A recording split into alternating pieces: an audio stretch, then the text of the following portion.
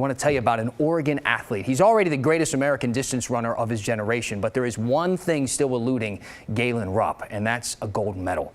His quest to win one in Tokyo starts tomorrow. The marathon trials are in Atlanta, and he will be there as the heavy favorite to win. The past year, though, and a half has been maybe the most challenging of his career, with injuries and having to find a new coach. I got a chance to sit down, talk one-on-one with Galen for a while, and find out how he's doing.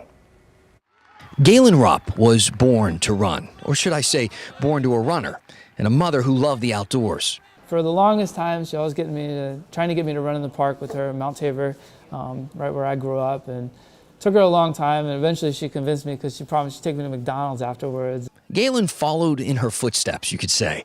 He dominated at Central Catholic and Oregon. Do you consider yourself more of an alum of Central Catholic or U of O? Both. I don't know. No, come on. You can't. I knew you were going to say that. It's tough, yeah. I love them both. No, I'm a proud Duck and a proud Ram. Rupp made his first Olympic team in 2012 and won silver in the 10,000 in London. He then transitioned into a marathon runner, winning bronze in Rio. And while people like Rupp can often make it look easy, it was anything but. On the Olympics in Rio, I was hurting pretty bad for the last 6 miles, and I started out saying, all right, just concentrate on getting to the next water station. Don't worry about how long you have to go. And then that started to get too long for me, and it got to the point where I was counting light posts. I mean, literally just saying, run, make sure you get to the next light post. I was in 3rd place in the Olympics, and I wanted to stop. Rupp goes into Tokyo as one of the favorites, but is entering the games after some of the most challenging years of his career.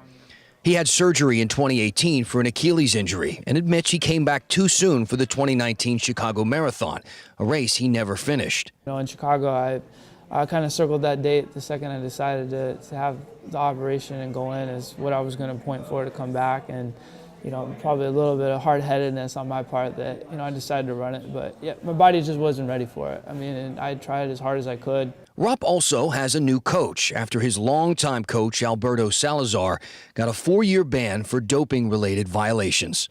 I've followed the water rules, you know, with that, so I don't really have a lot of contact with them. You know, it doesn't change what I'm trying to do for Tokyo and getting ready for the marathon trials. I asked Rupp about his past accomplishments, but he didn't seem as interested to share them as I did to hear them. He seems more focused on the finish lines ahead of him and his motivation to get there. I've got 5-year-old twins, a 3-year-old, and he's almost 1.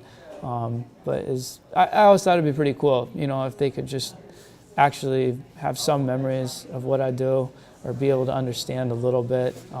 So it's keeping me going a lot right now and giving me a lot of motivation. So I got to talk to Galen for about a half an hour. It really was a great conversation, I think. So it was a lot of fun. As you mentioned, he has twins. I have twins. So we had a lot to chat about. You can watch it on our YouTube channel right now. Now, Galen isn't the only duck to be in the only duck in the race here. Jordan Hasse has a chance to make the team in the women's side. Hasse was also a member of Alberto Salazar's Nike Oregon project and had to find a new coach. Hasse finished 3rd in the Boston Marathon last year. She's now training out of her hometown, San Luis Obispo, California. If she finishes in the top 3, she'll make it to the Olympic team. Good luck to her. We wish Jordan and Galen the best of luck. We're rooting for you, of course. You can watch the marathon trials right here on KGW tomorrow morning at 9 o'clock.